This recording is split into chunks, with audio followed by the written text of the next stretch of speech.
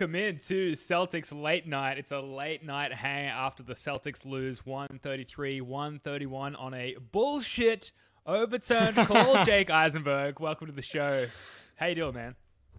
We're good. I think, yeah, good. We won't fall into the first 7 seconds of swearing on YouTube there. Well done for the intro. Just got in there. Yeah, absolutely bullshit. And you know what? Like, sometimes it's just fun to be angry because this game doesn't really matter. There's no Tatum. Halliburton goes out. Yeah, they shat on themselves a little bit in the third quarter, and maybe Joe should have called a timeout, which we'll get to all of that. But fuck the refs. Yes. Terrorists, cowards. I don't understand how this is possible. Like, rarely is everybody just completely aligned.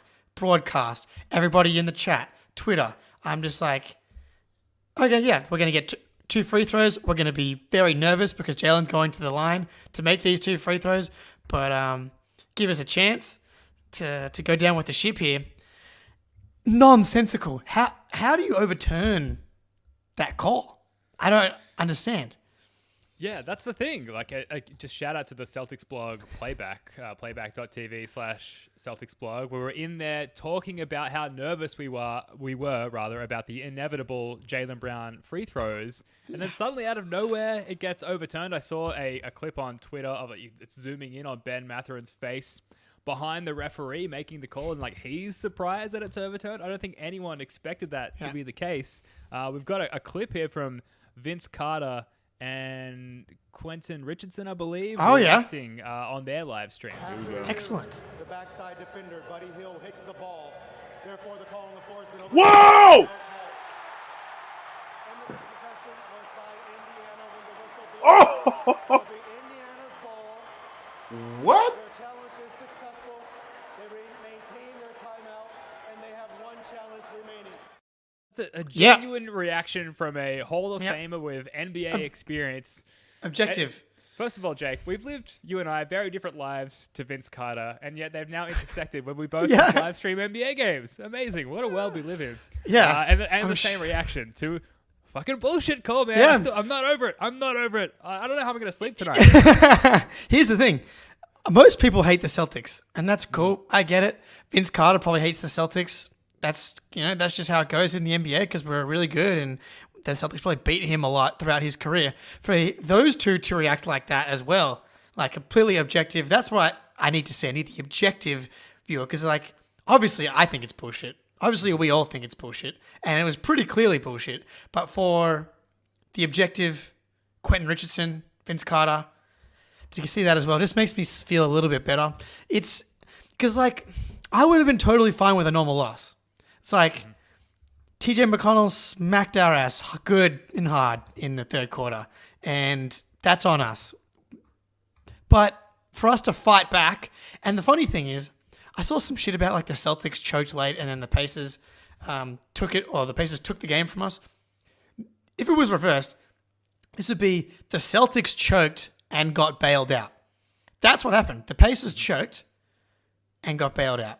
Great comment, though, from Mitch in the chat here. Conspiracy theory. Yes. The Celtics were plus 450 with 2 minutes left. Vegas were not about to let sports bettors, Celtics fans, rip the books like that. Couldn't agree more. Could not agree more. You know, as someone who likes to bet on my rivals that are down late in games, I'm sure I would have been doing the same thing.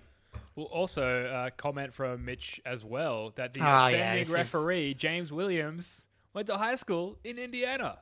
Yeah. Like, where does it end, Jake? Where does it end? Well, this is a fake stat, but Ahmet, the producer of the Garden Report, at one point floated out that the Pacers are 35-3 in Pacers games, which is not true. Mm-hmm. I'm just saying it anyway. Yeah. That's the energy we're vibing on right now. My question though, like, if you're a referee, like, you get out of this with no criticism if you don't overturn the play. Mm-hmm. Like, we have jobs. We do things in our lives where it's like, I'm just going to choose this decision that's going to lead to the path of least resistance in my life. You know it's going to lead to the path of least resistance by not overturning this clearly obvious call. So it's like, I feel like they overdid it. like they overthought it. You know, when you like can talk yourself out of a very clearly obvious decision, and then half an hour later you're like, well, that's the dumbest thing I've ever done. I guarantee you, old mate's driving home right now, being like, damn it. I've already got an email in my calendar for 9 a.m. tomorrow morning with fucking Adam Silver. Adam Silver. Yeah, I mean, like, I should have just done the obvious thing. Yeah. So obvious. Absolutely. Thank you, Classic Dave. High school and college in Indiana. Where does it end? So I guess there'll be a last 2-minute report, which is crazy because they reviewed the video. They stand in front of a screen. It's played back to them in high definition. 3 professional, quote unquote, referees all viewing the same footage. All have to come, I guess, to a unanimous decision, or maybe the key ref, the primary ref, whatever you want to call them, could override the other 2. They all have to vet that decision. And yet they will be an L2M, and they'll probably decide in that secondary review, the last 2-minute report, that it was in fact an incorrect call, which just makes it worse because they're just reviewing the same shit. It's insane. I have a question for you. Would you prefer the last 2-minute report to say it was correct or incorrect, or do you not care? Those are your 3 options. Oh, I care. Definitely incorrect. Oh yeah, absolutely. Because we're all vindicated, right? Yeah. All season long. All season long, I'm going to be like, whatever the Celtics record is, I'm going to tweet it out and be talking about it, but adding 1 win and subtracting 1 loss. All season long is exactly what I'm going to be doing. Because it wasn't like this game sends it to overtime. This game, like, they would have had 3 seconds left, no timeouts to go full court and make a shot. Is that possible? Yes. But, Sorry, go ahead. Taking the win off the fucking board. It's like, night is clear as day. Dude, so right now the Celtics are 28-8. So it needs to be written as 28-7 and then in brackets 1. 1 bullshit, fucked up game that got taken away from us, even though we did. Because it was objectively amazing that the Celtics were even in a position to take that shot. And we'll get to it. Like, was it the best possible shot? Jaylen Brown dribbling into 3 defenders, being cornered, Kobe style. Yeah, when it's not really that guy. Even though he'd been having an amazing game, I'd almost take that shot over anything else. I'm at a loss for words, Jake. I can't even finish the thought. So look, the NBA, the 2-minute report, great comment, is an NBA apology without saying it. Was the KP foul a foul? I did think it was a foul, but again though, it was kind of a bailout call. And then thirdly, Jimmy in the chat here, then how was it not a jump ball? Yes, correct. Because if it's a foul, then everybody stops playing and there's no imminent possession, and and everybody had stopped playing, and they just hand possession to the Pacers. It was absurd. And then you even go back to the game previous. The referees were awful in that game against the Celtics as well. It was like the Pacers were getting away with murder all game long, being way too physical. Neesmith injured half our team in 3 days. It's like, I'm over that guy. That's for sure. I'm over Neesmith. We've got a Schadenfreude report coming up, and he may be on it. But the Celtics shot free throws in this game. They shot almost 30, 29 in total, and missed 9 of them. So, they at least got to the line in this one. And, them obviously, we don't have to sit here and do a math lesson, but they make a couple.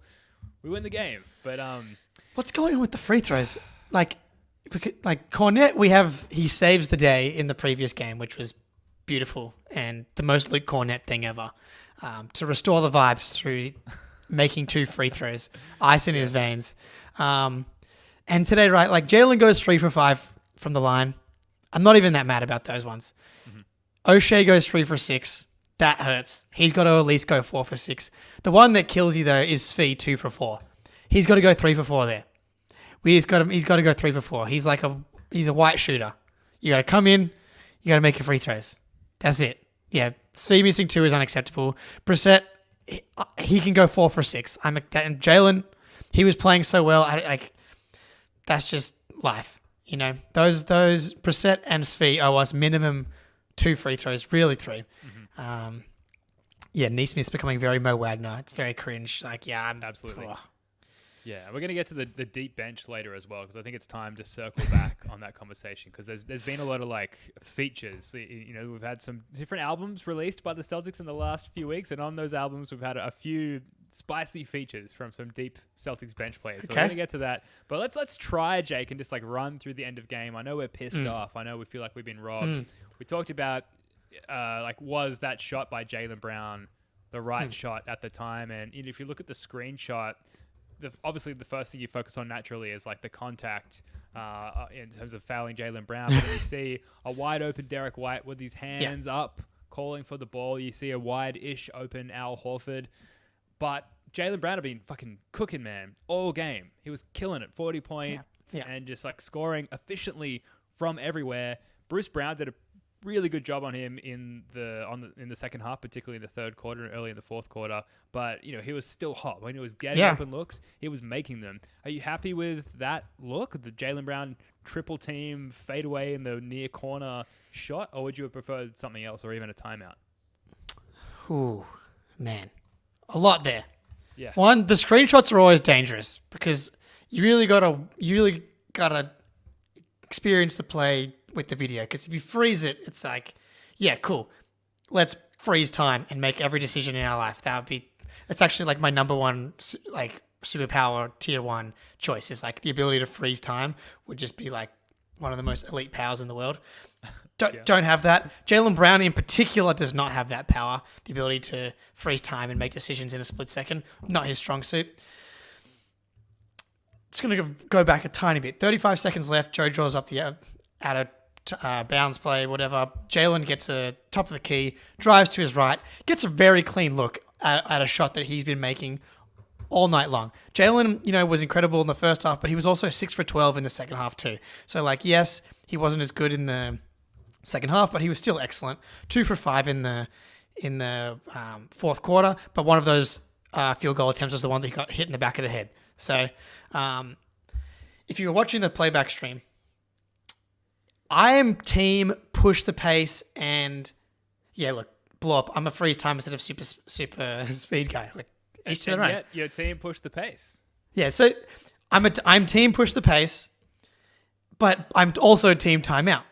Because like you had that's the thing. You also had 13 seconds. Like there plenty of time, and that was the right choice. Was push the pace, because if Jaylen had driven to his right instead of raising up, had just swung it, we could have gotten a great look.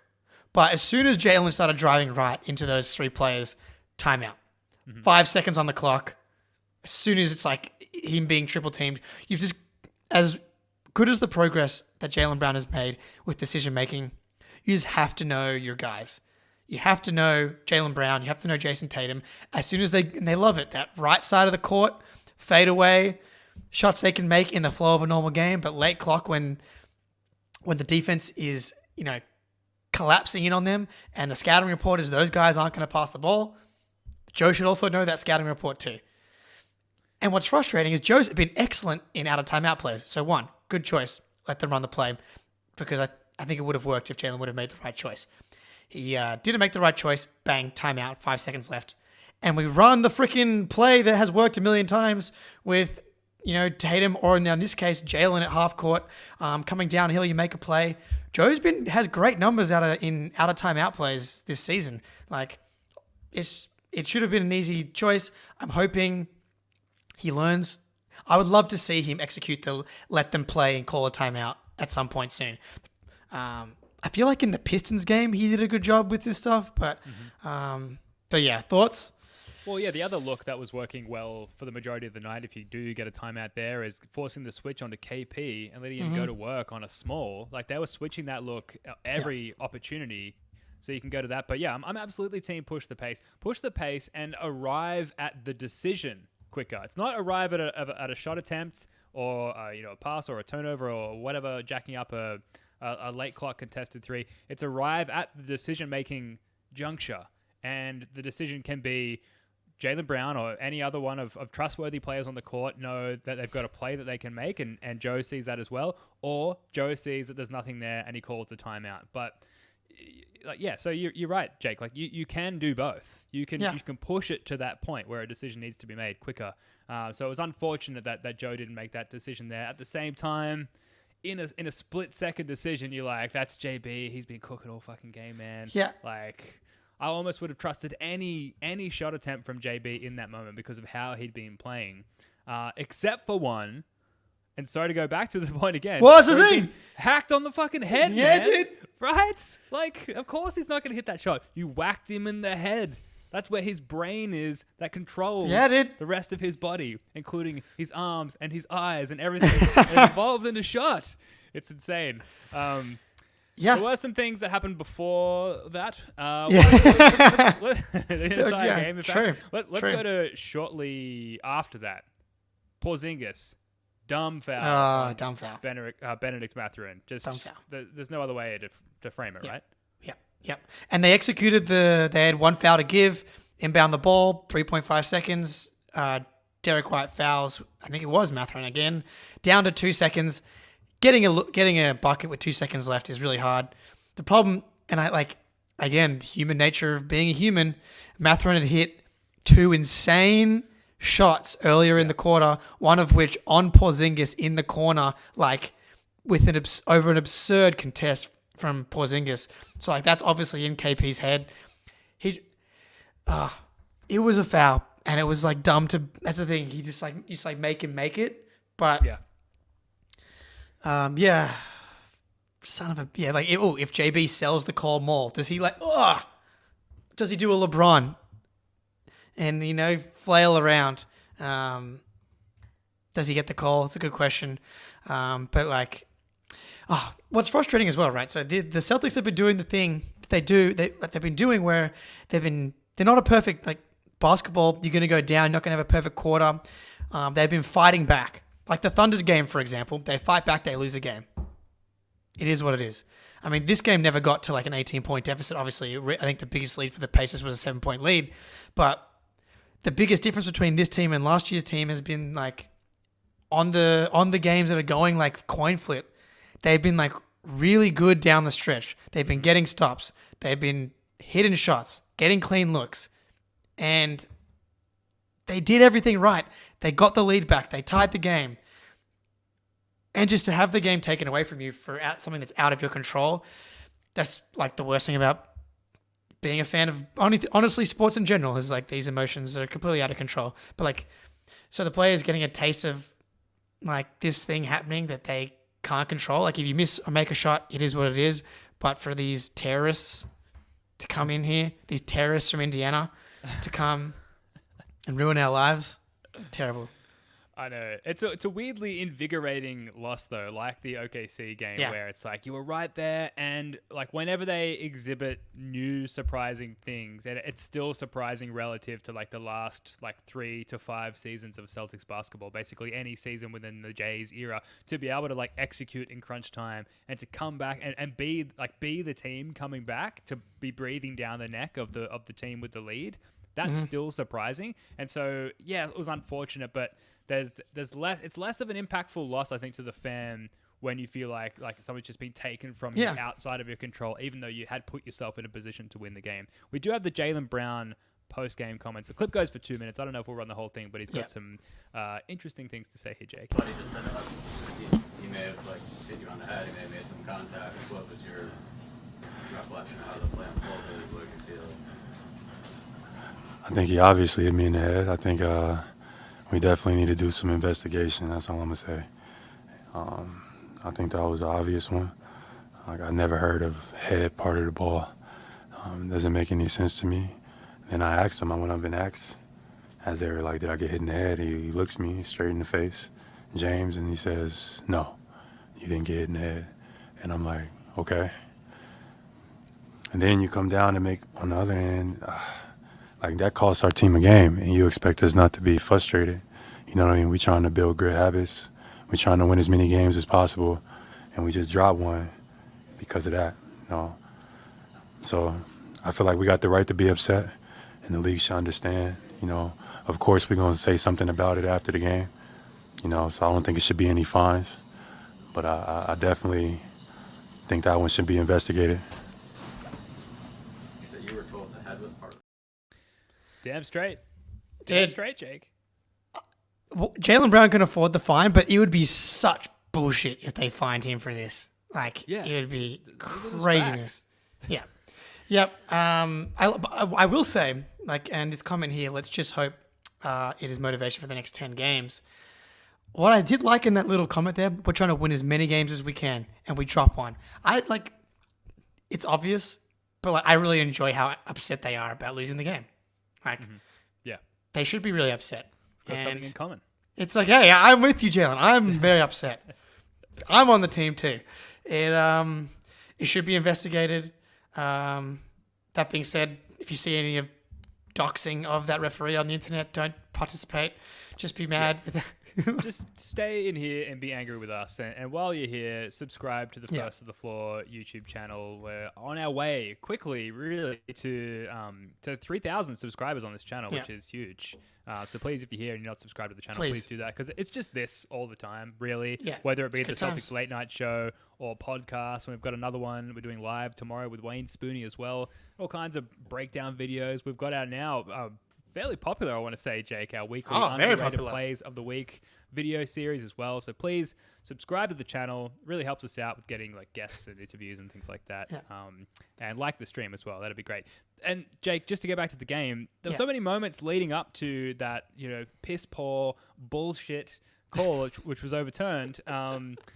Like the massive OG Al Horford 3 to tie the game, and then there was JB driving, kicking To out go to his up one, best yeah. buddy, his best friend, his near roommate in Kristaps Porzingis for that 3, and just you're starting to picture in your mind the comeback sequence. I know, yeah. As content creators, you're piecing together like the clip that you cut for It's socials, feeling great.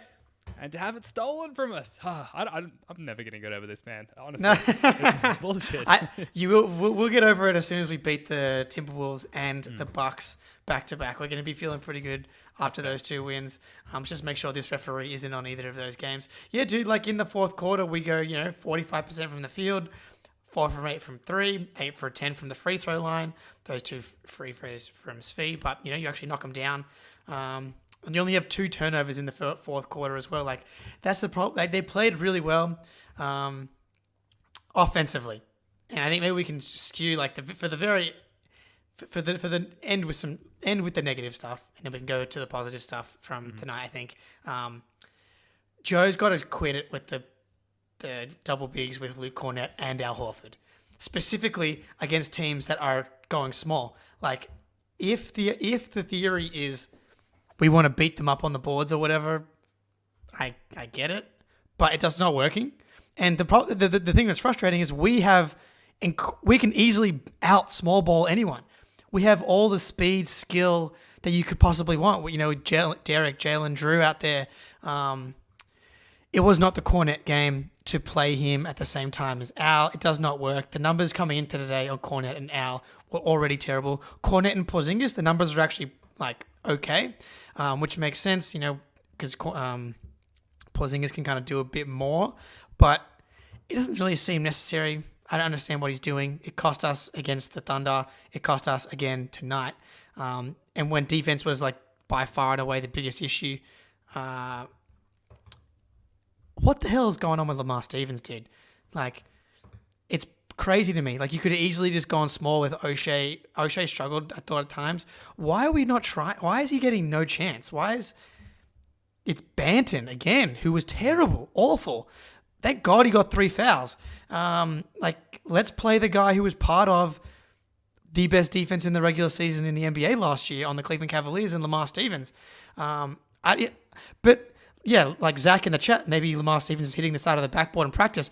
Well, O'Shea Brissett's hitting the side of the backboard in the game. So it's like, so was Banton. Did Banton even take a shot when he was out there today? Jesus, Moses. Good almost assist to O'Shea, really, for some free throws, which I think he made those 2. But Lamar, he's the most qualified of all the deep bench guys. I don't get it. So yeah, it's surprising to me. There must be something going on behind the scenes, right? That we're not aware of. That's happening even behind the curtain. That's pulled over the media during most of practices. Not that there's a lot of practices during the regular season, but it's very surprising to me that he hasn't been able to get himself more time. Maybe it just comes down to I don't know, like if they've got a stat around predicted 3-point percentage based on, I don't know, based on performance in practice or something, because you do need to be able to knock down threes to really be a functional part of the Celtics offense. And Brissett, like at least he knocks down like 1 in every 3. You know what I mean? And if Lamar hasn't, No, but so does Lamar.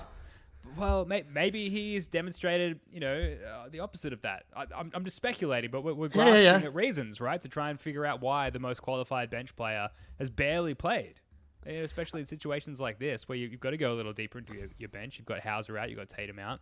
We're looking for talent elsewhere. Look. Guys who can switch and guard centers like Lamar has proven himself to be able to do this season. Yeah, it boggles the mind. So I don't know. Someone needs to ask Joe about that. Yeah, it's just somebody does need to ask Joe about that. And I think we're going to wait to get into the trade stuff on tomorrow's episode. This is going to be a bit talking about the game and tonight and stuff. But like, I did look it up. Lamar Stevens is a 28% career 3-point shooter, while Brissett is 34%. So absolutely the better shooter. But in this context, like, Stevens would still be surrounded by 4 shooters, which is a totally tenable situation. It was just like, because Cornet's not shooting the ball either. So you got Cornet and Horford out there, and your defense is getting tanked because it's not Horford's fault. That's what I know that for damn sure. Mm-hmm. It's Cornet, and then they're playing this zone. Oh my God, the zone in the fourth quarter. They left Buddy Hield wide open, like 3 or 4 times, and he hit every one except for one pretty much. And that was the game. Like they went back to playing drop and man, and instantly it worked. And again, this game doesn't matter, but I'm upset. So. Well, I wanted to ask you about that zone, and we'll ask Spoonie about it tomorrow night as well. But I think it was Caitlin Cooper who had a tweet about it after the first game, and it's a pretty sexy little defensive scheme there, where it's a 2-1-2 zone with Drew kind of roaming in the middle of that zone and kind of the key decision maker as part of being in the middle of that zone. And to end the second quarter, to end the first half, we had a really strong end to that half. And part of it was Jaylen Brown, who had been like 1,000 from 2, pulled up and hit 2 threes to end the half. The other part of it was we went into that 2-1-2 zone where once they crack it off the dribble initially and get beyond the free throw line, we switch to man. And it's a really good, almost like Miami Heat style discombobulating defense. It was really good in the first half. Sounds like, from what you're saying, Jake, and obviously from what we saw in the game, not nearly as successful in the fourth quarter there. So what are your thoughts on this? Is it a worthwhile long-term defensive set? Absolutely. They were playing the zone with Luke Cornett was a problem, I think, as well. And also, like, why are you playing zone without Halliburton? Great point from DJ Daniel in the chat here. Why? You don't need to. Like, you can guard all of these guys straight up, except for TJ McConnell, apparently. But that, like, the TJ McConnell stuff cooled off in the fourth quarter here. I'm just having a look at the numbers from TJ. Yeah, he only got off 2 attempts, whereas the third quarter, TJ, I mean, he absolutely torched us. 4 for 6, 8 points in the third quarter.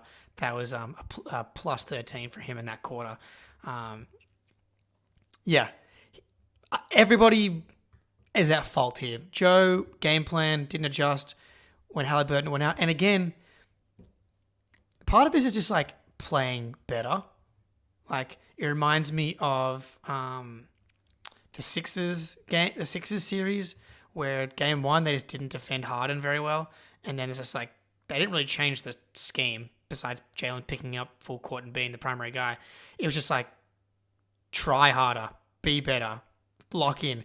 And the third quarter came in, Halliburton goes down, everybody relaxed. And they hit us in the mouth, and then it went from, what did we have, a 10-point lead going into halftime? And it was gone instantly. And then that's where you end up with the game going down to the wire, and something like this can happen to you, even if it is bullshit and should be investigated. And he should never ref a Boston Celtics game ever again. But yeah, you just leave yourself kind of open to it. And yeah, I didn't think they needed to use the zone, especially with Cornet. Yeah, I don't know. Yeah, definitely gonna choosing go when here. to use that zone. It's clearly a huge part of it. It's obviously very effective, but it's very dependent on probably like timing within a game, but also personnel on the court. And without Halliburton, it was clear that the disparity in the effectiveness of that zone. But yeah, as much as we like to shit on the refs and that end of game overturning decision, which ultimately I think probably swung the game, is fair to say. The third quarter for the Celtics, where they gave up 44 points. Halliburton goes down after doing the splits. Looked incredibly painful. I was wrong about that. On the stream, I was like, he's fine. Yeah, And he was not fine. I was a very unnatural, motion for any human being to take. So hopefully he's okay there, but it looked incredibly painful at the time. He gets carried off. TJ McConnell comes in and it's like beating everyone to the rim, beating like our best rim defender to the rim, beating everyone, and just to like breathe life into this Pacers team, while at the same time, like you said, Jake, the Celtics is like, well, their best player's gone now. Yeah. Like, we got this. And yet their defense was so much better after Halley went off there. So real double-edged sword in a negative way there after Halliburton went off. I was going to say, yeah, and just for people that are like, let's get to the Bucks and whatnot, don't worry. The Schadenfreude report is coming. It's a stacked report. Stacked report. We're going to be there very soon. But yeah, look, props to to TJ McConnell, dude. He was going at Porzingis, dude. I'm just, as a small man, short king, to see him challenging the 7'3" Latvian dude at the rim, like, yeah, despite not even having a three ball and still being able to be really, really effective against a really good defense, guys everywhere you wouldn't think that would be a problem for. Big problem, massive problem. And yeah, honestly has been like one of my favorite players to watch this season. I've watched a lot of Pacers and he's been absolutely fantastic. Pritchard needs to spend the offseason working with him because TJ doesn't have the three ball that Pritchard has. And by the way, Pritchard I thought was actually pretty excellent in tonight's game, hitting some big shots. What did he end up? 4 for 5 from 3. I mean, he was fantastic. But man, TJ getting into the body of guys and like getting these little flip shots up at the rim, and then that little fading kind of 8 to 12 foot shot that he has that is absolutely money. Get him locked in a gym with Pritchard in the offseason. I would love to see that. But I got to, like, as frustrating as it was, and a lot of it was to do with a lack of focus, I got to tip my cap to him because he was like truly impressive. Oh, absolutely. And the white guy, like, pocket rocket battle was maybe, like, the best. There were a few sort of one-on-one individual battles, sort of under the main narrative of this one, which we'll get to. But before we get to that, let's just take a break and get a quick word from our sponsor, FanDuel. The NFL regular season is wrapping up, but there's still time to get in on the action with FanDuel, America's #1 sportsbook. Right now, new customers get $150 in bonus bets guaranteed when you place a $5 bet. It's $150 in bonus bets, win or lose. The app is so easy to use, and there are so many different ways to bet, like live same-game parlays, find bets in the new Explore tab, make a parlay in the Parlay Hub, the best way to find popular parlays, and more. So visit FanDuel.com/Boston and make your first bet a layup. FanDuel, official partner of the NFL. I didn't realize you were going to... You don't have a bet for us, Jake. I didn't realize you were going to use my voice there.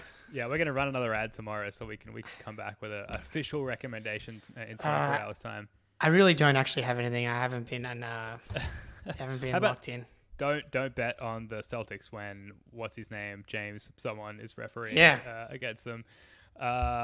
Just quickly before we move on to individual performances and like little sub narratives here, Dick Lipe had this tweet after the game. In 7 of the Celtics' 8 losses this season, they have been outscored in the third quarter. Tonight in the third, Indiana scored 44 points on 68% shooting, at 10 of 10 from the free throw line. So like, again, as much as we complain, and as much as we celebrate the fact that the Celtics were in a position to win this game and were robbed of it, like they pissed the game away down their legs in the third quarter there. Absolutely. And what's frustrating, they've been good lately. Post Warriors game, they've been good in the third quarter. What's good about that to me is like it's a clear thing. So like this team's been so fucking good, like easily the best team in the NBA, and like to have obvious things to fix is almost a good thing to me. So it's like, and again, so if you look at the trend line, this is a down blip, but like for the past 2 weeks, it's been good. So like, let's see what happens in the next 2 games. But it's absolutely something to track. Yes, absolutely. Now, sub-narratives, individual performances, like, I've got a few notes here, but like famously, if I can use that word, with Celtics Late Night, we're rudderless, we're run sheetless, and we're just kind of like kicking it from the dome here. But Andrew Nembhard chirping at the bench. Well, yeah.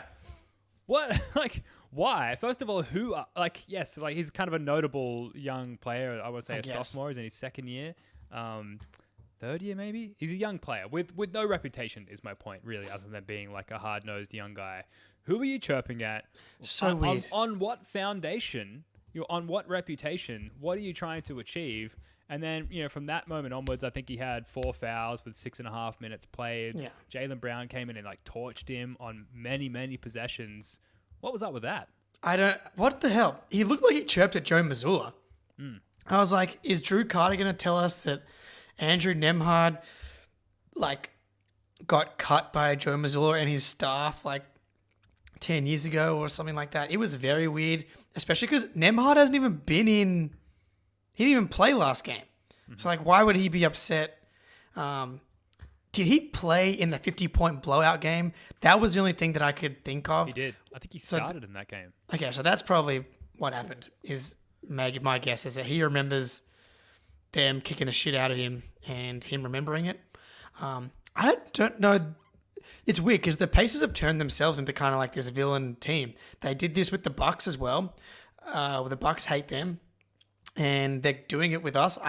And they are kind of bringing this energy, which is weird because they're a high-flying offensive team.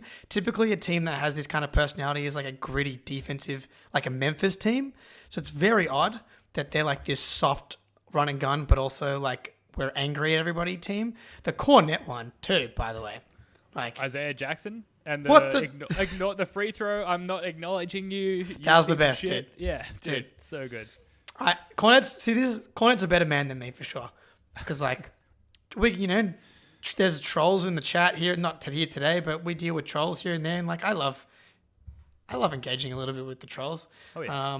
But Cornet just like didn't even look at him and just went to high five his teammates as Isaiah Jackson tries to start a fight with Luke Cornet for seemingly doing nothing again. Like I don't understand. Rigged game. Couldn't agree more. Just throwing that out there. Thanks for joining us. Cornet, I disagree. Cornet acting like a coward. I disagree. I think he won the mental battle in that moment there. 1000%, yes. Yeah. So, I don't know. Very weird. We play them again for the 5th time soon because of the in-season tournament thing. And I'm assuming we have some guys healthy. I'm excited for it because I think we're going to destroy them again like we did in the first game. Yeah, and just to be clear with Cornet, like not acknowledging your foe in that moment when they're like they've pushed you, they've exerted some physical aggression, risked maybe a technical. I think there was a technical foul on that play. There was, and like tried to essentially fight you and get up in your face, and you just like, where are the high fives at immediately, and don't even look at them. Like that is an amazing underrated reaction. Yeah. And maybe that'll find its way into our underrated plays of the week. Oh, because that's an incredible and underrated reaction. I like it. What else do we talk about? So free throws missed. We got to Bruce Brown, solid on JB. Derek White, has he been recursed? God damn it, JJ Redick. Yes. God damn it, JJ Redick. He comes on the podcast, and it was actually quite funny. Tommy Alter, the co-host, asks Derek White about the shooting, and JJ Redick's like, "Oh shit, Tommy, you're gonna jinx him again." Well, I think we just got to stop Redick having Derek White on the podcast because it didn't curse Porzingis, didn't curse Tatum. He may have cursed Grant Williams, or he may have always been like that. But Derek White in particular seems to be getting cursed by the hype here. I think JJ Redick needs to come on this podcast. Yeah. Because Agreed. anytime we've ever said anything good about Derek White, he's only gotten better. That's a fact. Mm-hmm. And so come here, share your pure pro Derek White thoughts with us on the show, funnel them into the universe via the correct means, and undo the curse, reverse the curse. JJ Redick. Is that a likely thing to happen? Absolutely not. I don't know, man. We're not getting JJ Redick on this podcast. Should I don't we know, try for Drew the Carter. sake of Derek White's well-being and the Celtics' well-being? We should absolutely try. So Yeah. putting that out there in the universe. Well, look, who's to say this can't happen? Drew Carter shouting out first at the floor today before the game. So, JJ Redick's like one step above that, I think. So, JJ Redick, don't be a coward, make up for your sins, and come back on the podcast. Maybe we'll have to clip that and put it out. I know I am mad. He's flirting with the mistress. No wonder he's playing badly. He hasn't been spending time with me, and I know how to take care of him better than this JJ Redick guy. What does he know? Have you got a plan in the works of something particularly romantic, Jake, to try and turn things around? Look, we're heading back home to Boston now, and where I get a lot of my perks right this way, Mr. Eisenberg. There's a lot of places I think we might have to step it up off the back of this curse here. But Ben, it's been far too long. We've got to talk about Jaylen Brown. Yeah, I suppose you're right. I mean, where do you want to start? 40 points? Yeah. Michael Jordan style, like 2-point daddy. Amazing. Yeah, man. I thought he was playing like the perfect game. Like in the first half, did he even take a three? Yeah, he took the 2 threes that he made, 2 for 2. But in the first quarter, he was just downhill, attack, 6 for 7 from the field, 0 3-point attempts, making all the right decisions, just enforcing his will on the Pacers. And like even coming into the game, he did the same thing last game. Halliburton can't guard him. Nembhard can't guard him, who didn't play, but Neesmith. Even Neesmith, like, he's physical and stronger, can't guard Jaylen Brown. And Mathurin, no. Like, you name it, no one can guard him. Buddy Hield, no. And he was getting to every single spot, getting to the rim all night long.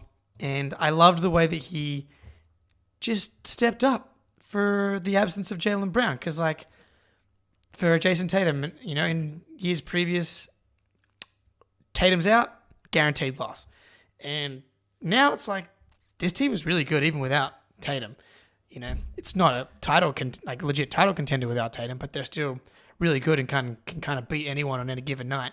And so him dropping a 40 bomb, it's too bad it comes in a loss, but like it was just pure sexiness across the board. He is just such an aesthetically pleasing game.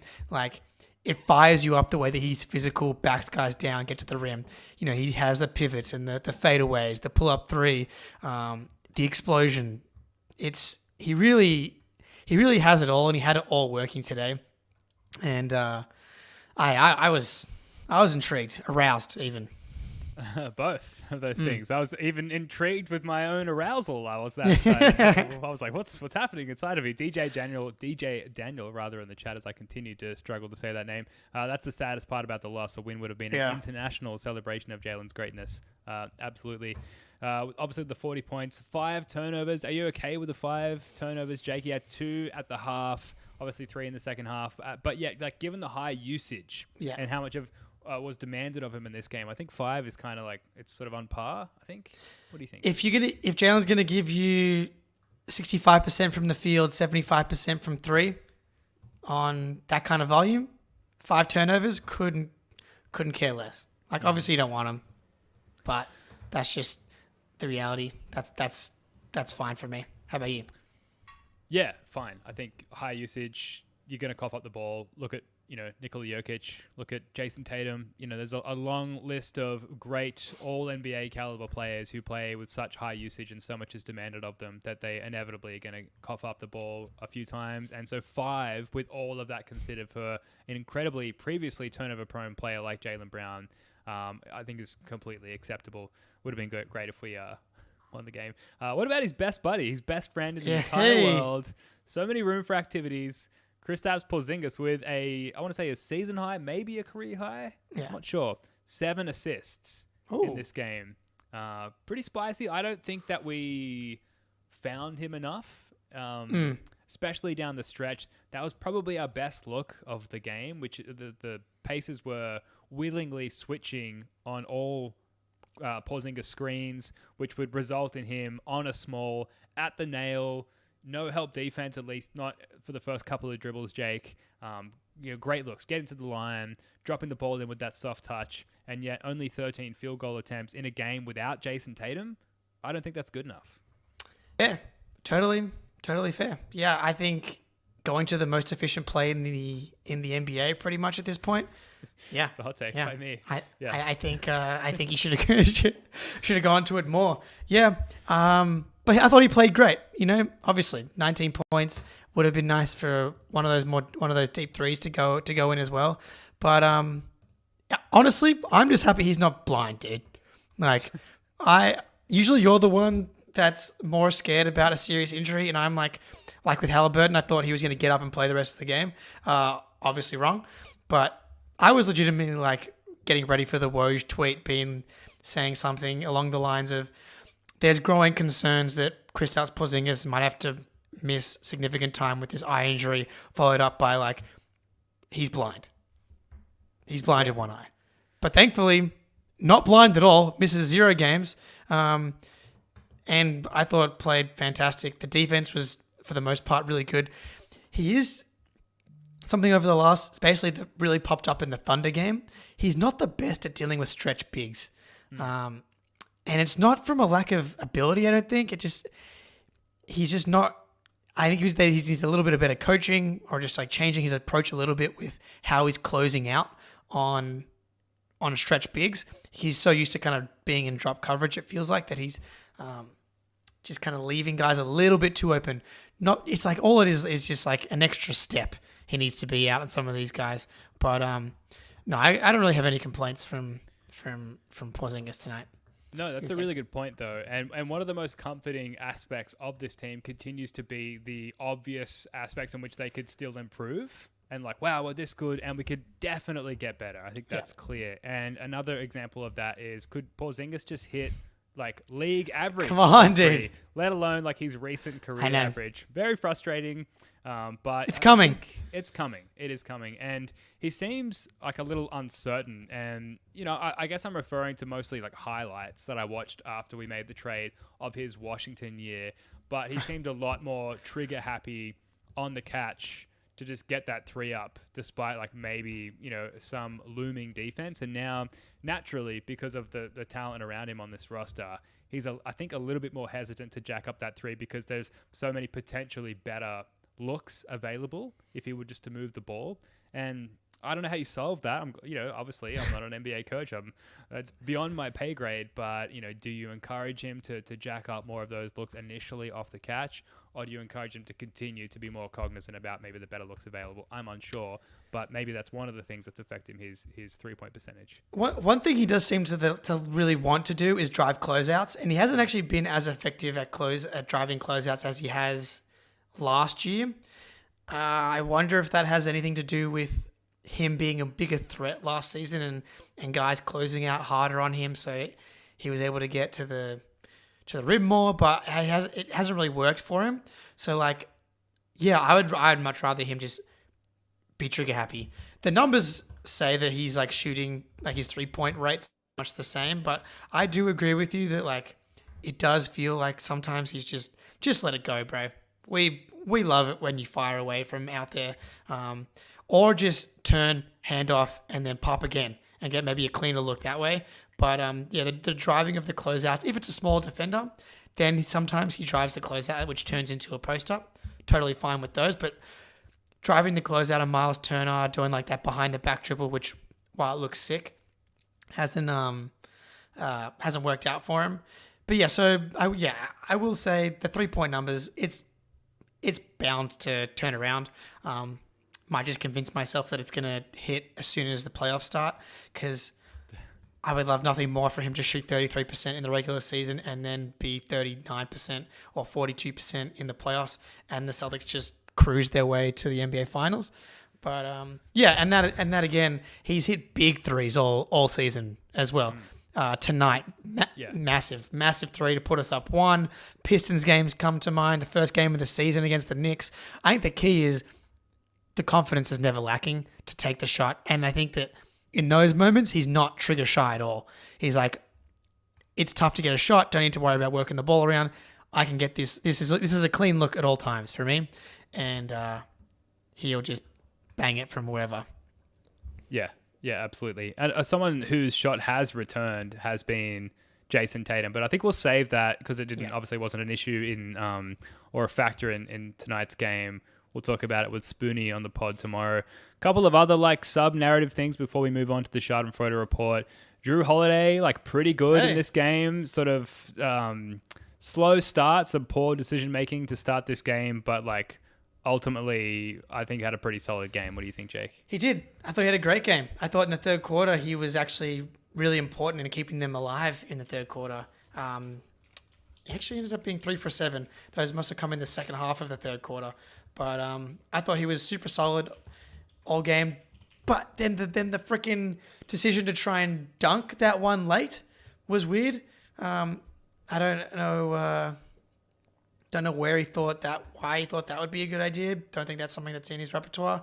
He maybe has been watching Jalen dunk on too many guys. Thought he was going to get in on the action, but he should have just tried to go into the body and finish it strong with a layup because that's definitely something he's more comfortable with.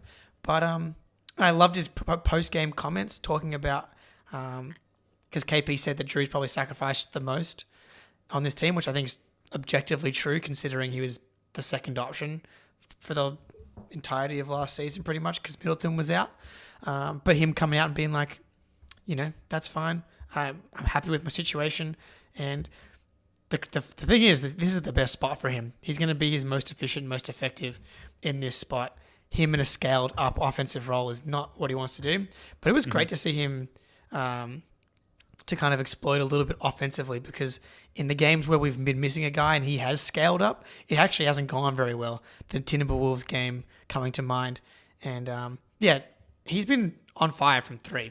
That's been the one thing that's been consistent about him all season long is he's been knocking down open threes and making big shots, which outside of the defense from him is the most important thing that he's going to do on this team. So keep doing that, Drew, and I'll be a happy guy.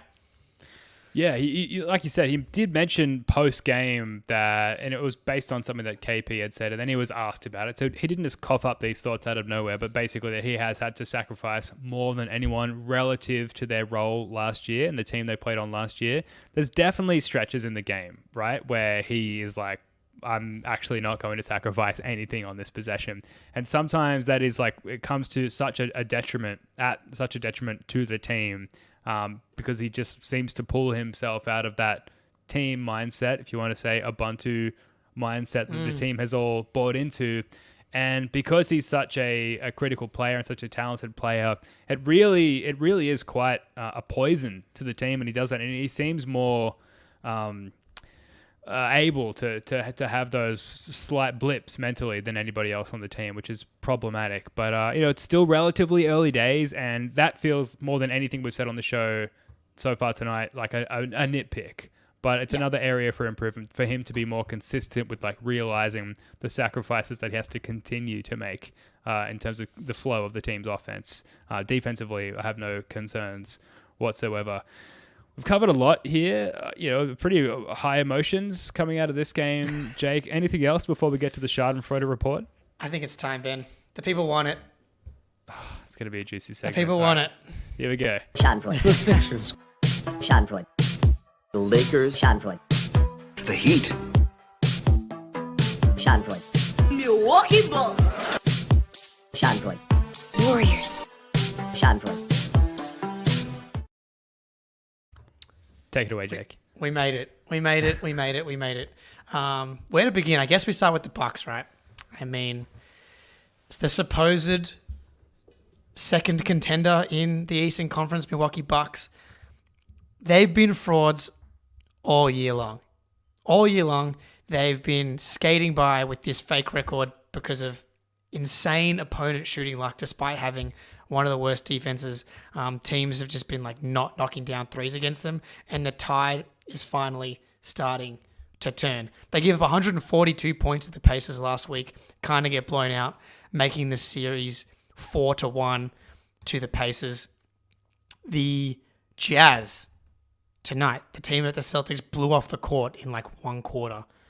They were up 77-46 at halftime, And then the Bucks, I can't even call it a fake comeback because they cut it to 7 with like 6 minutes to go, but then the Jazz pushed it right back out to 15. And I got into it a little bit actually with the king of Bucks Twitter, Nathan Marzion, if anyone's aware. And his mantra right now is basically just, it's Damian Lillard. Don't be worried. It's Damian Lillard. It's like, you can say his name as many times as you want, and it's not going to change the fact that he's a 33-year-old guard, 6'1" guard, that hasn't had a real playoff run since 2018-19 season. Never been a guy that's been able to be like a surefire, I'll win you a series kind of guy.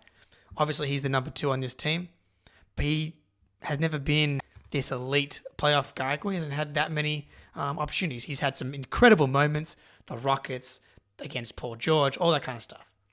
That's a long time ago. And the issue with this team, as it has been all season, is the defense. Like, today should have been a defensive upgrade for the Bucks. And I think maybe it technically was because they didn't give up 142 points. But it's like, they still gave up 77 to the Utah Jazz. Dude, the Bucks starting backcourt is Malik Beasley and Damian Lillard. That is just not a tenable playoff backcourt defensively against any team. Any team is going to stress you every night, every possession. Like, they're in all these. Every team is in every game. They like don't blow teams out at all. Like the Adrian Griffin thing is proving to be maybe what people thought the Ime thing was in the first half of the season. Sure. Like, he's doing this pressuring defense that everybody hates, but he's sticking with it. Tried to switch back to the original defense. That didn't work. They're going back and forth. Not working. Again, the 2 times the Celtics have lost lately, the Bucks have also lost. So it completely nerfs the impact of the Bucks' ability to reach us in the standings. Like, we're starting to actually create a little bit of real separation here. Now we're like 3.5 games ahead of them in the standings, which when the Celtics are a team that wins so many games, that's like a tough way to catch. It's like hard to catch them. Yeah, well, and like if you're a Bucks fan, you're thinking, oh, they drop one to the Pacers today, and they've got no Sam Hauser, their best player, and Jason Tatum also. It's an opportunity to catch up against a team like the Utah Jazz, and then to drop that game so brutally as well. Like, they must just be in absolute like psychological hell at this point, because going into the season expectations, and we've been there, the Kyrie season, to name one, where you've got so much talent on the roster, you think maybe you fixed the problem and you're going to get yourself over the hill, or in the Bucks case, back over the hill. And then it's just so much the opposite of that. And then to drop these super winnable games and not get a game back towards catching up with the Celtics is absolutely brutal. Jake, I love my last 2 weeks stats on cleaning the glass. So the Bucks, the last 2 weeks, 15th in point differential, brutally average, 11th in offense, 23rd in defense, just absolutely brutal. And then the Sixers, if we want to add them to the Schadenfreude report, which the Sixers, but of course absolutely. We do. 21st in offense, 13th in defense, a huge dive. And the Celtics, I think we all know this at this point, through the season have the second best offense and the second best defense per cleaning the glass, which is just an insane achievement. And they're still on a 65.6 expected win rate for the season. But even in the last 2 weeks, where last time we checked in on this, their defense in a 2-week period had ducked down to 11th. Now, 3rd overall in defense in these past 2 weeks and 5th in offense. So, like, back to operating at that elite scale. And even when they weren't, they were still winning a fuckload of games. Well, it's like, our defense dipped down to 11th. Like, those are our dips at the moment. It's like the Celtics offense is dipping into, offense or defense when it dips is dipping into fringe top 10, 8 through 12. Like, that's going to happen in the regular season. Guys out, tough little stretches in the schedule. This Bucks team, when I watch them, man, it's a bad. bad vibes. And someone was asking about the Giannis thing. Like, he was just I haven't had a chance to look at it today, like the post-game stuff, but the post-game stuff after the game they just lost previous to the Rockets. That's right. They lost to the Rockets yesterday or the day before. And Giannis is just like, everybody's got to be better. The equipment manager, the poor equipment manager. That's how bad things are getting in Milwaukee. Is the poor water boy is getting called out for the way that he's filling up the Gatorade. And the thing with the Bucks is, we'll get to the Sixers next year. And I'm really trying to figure out what kind of value, what kind of move they can make. Because what they have, and people in the chat are talking about Bobby Portis right now, is the Bobby Portis contract. One of the young guys, Marjon Beauchamp, Andre Jackson, and they have their only draft pick of any value is the Blazers' second round pick. Mm-hmm. Thought it was the Pistons. I kept getting that wrong. That was the pick that just got moved in the New York-Toronto deal. They have the Blazers' second round pick. So you're thinking like a 30 to 35 overall pick or 31 to 35 overall pick. Bobby Portis, Marjon Beauchamp, who's 23. He's not that young. Andre Jackson, 22. Like, that's the best package they can do. I don't know what that gets you. I think in a worst case scenario for the Celtics, that brings you back a Dorian Finney-Smith. And that's not saving your defense. He played for the Mavs last year too, and their defense was terrible before he got traded. Like, that's like best case scenario in my opinion, is that they get back like a Dorian Finney-Smith, Royce O'Neal type player. But other than that, they don't have moves to fix this. Yeah, that feels slightly better than acquiring Jay Crowder a couple of years ago. I know those guys have still, like, they haven't really lost a step defensively, particularly Dorian Finney-Smith, but like that's not a needle mover when it comes to, coming up against a clear contender like the Celtics, let alone whoever they might run into in the West if they were to make it that far. So it's not going to change things at this point. What do I have here? So on the Utah Jazz, because we were just talking about them beating the Bucks, the Jazz have won 5 of their last 6, including wins against Milwaukee, Dallas, Miami, and Philly. So like awesome.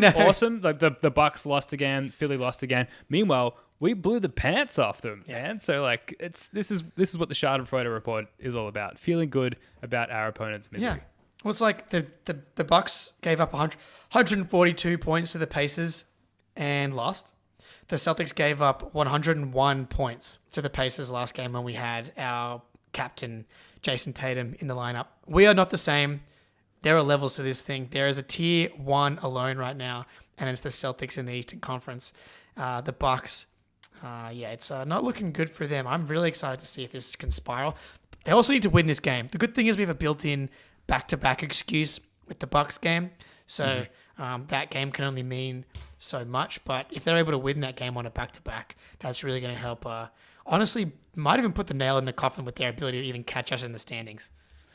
Yeah, for sure. Now, Jake, you have an appearance coming up on another Boston Sports podcast. So we talked about prior to this show, like workshopping who were the most hated teams from a Celtics perspective. Before we go there, do you want to get to the Sixers very quickly? Yes, absolutely. Well, the Sixers, I mean, they've lost.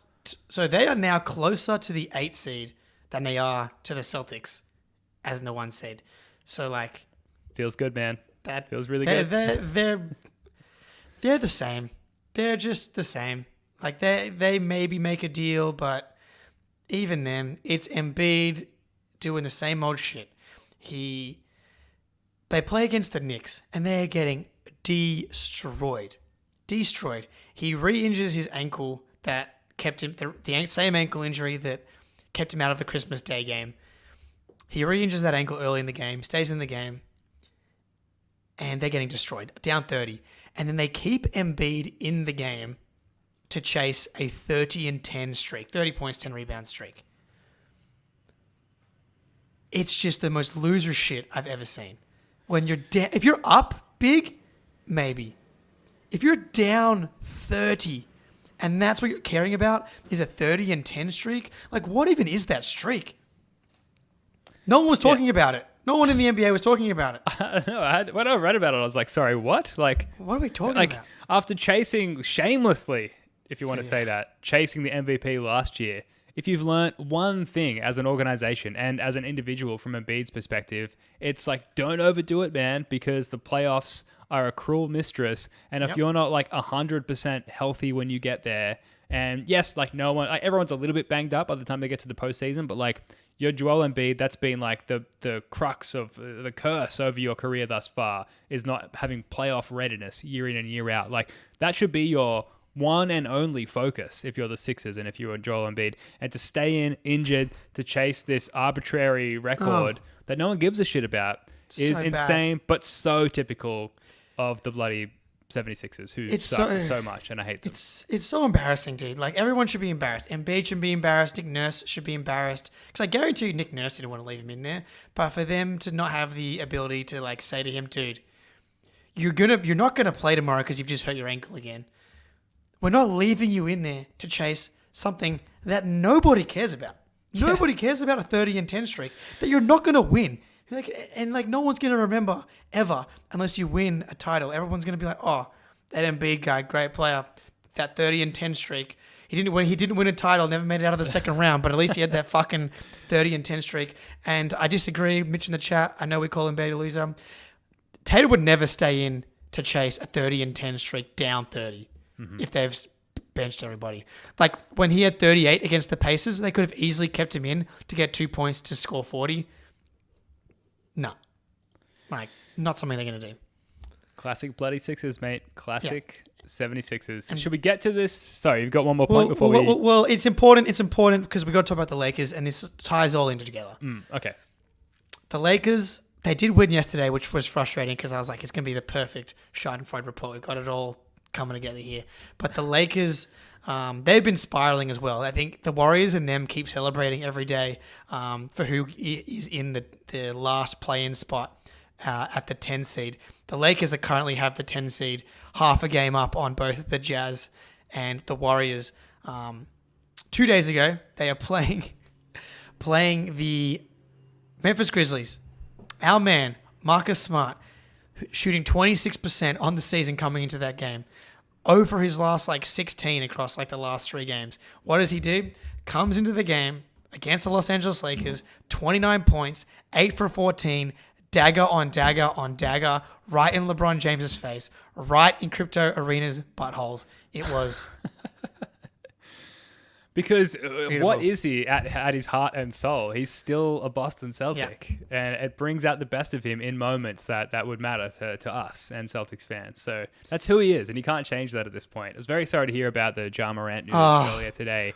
And the Grizzlies fans, the consolation prizes, they're going to get a lot of grit and heart and soul and winning plays from Marcus Smart. But man, that's brutal. And not part of the Schadenfreude report. I love the Grizzlies. They're a pure franchise, right? They've no process, no egregious tanking over decades. Just heart and soul and grit and grind. The irony of it all is that we had their draft pick that was top 6 or top 8 protected, and they were in the 10 spot or the 13, 14 spot or something like that. And that was the year that it jumped all the way up to 2. They got just lucky lottery odds. They didn't tank hard. They kept trying to just, be competitive. They ended up in that 10 to 14 range, whatever it was. They got rewarded by the lottery gods that bumped them up to the number 2. They got Ja Morant. Honorable. And it's just funny that it's kind of come full circle in that regard. They honestly might need to protect Marcus from himself and not play him too much because he only has 1 speed, and they're just not gonna they should actually tank now. They should tank this season because they're obviously not winning anything. So they should definitely protect Marcus from himself and make sure he's ready to go next year. Just on that, people have been worried about a Marcus Smart trade to the Bucks, the Heat or something. The Grizzlies gave up so much to get him. 2 first-round picks, Tyus Jones. They want to contend. Yeah. Unless they get a crazy offer for Marcus Smart, they're not going to be trading Marcus Smart. So that rules out the Bucks to begin with anyway. Doesn't fit on the Sixers. The Heat could kind of do it, but they're not going to overpay for Marcus Smart. The Grizzlies are going to want him next season. He's on such a good contract as well. Yeah, exactly. It doesn't make any sense. He fits there perfectly culture-wise. You could tell that it fit perfectly with Ja on the court. They were going to be really good. But yeah, so we'll finish on that. I think I kind of know who I hate. If anybody, we can touch on it quickly if you want to rank who you hate the most, and in the chat, who do you hate the most of our rivals, Lakers, Sixers, Heat, Bucks. Yeah. Once you've finished subscribing to the channel and liking the stream, if you could also just engage with us a little further and let us know your most hated rival from a Celtics perspective and from your perspective as well. Jake, I feel like we should do the thing where we like count down from 3 and both say our number one most hated thing. And I think it's an interesting exercise, and I feel like we're going to have the same answer. Okay, ready? Yep. After 3. 1, 2, 3. The Heat. Yes. Oh! It's always the Heat. I thought you were going to say the Sixers. All right.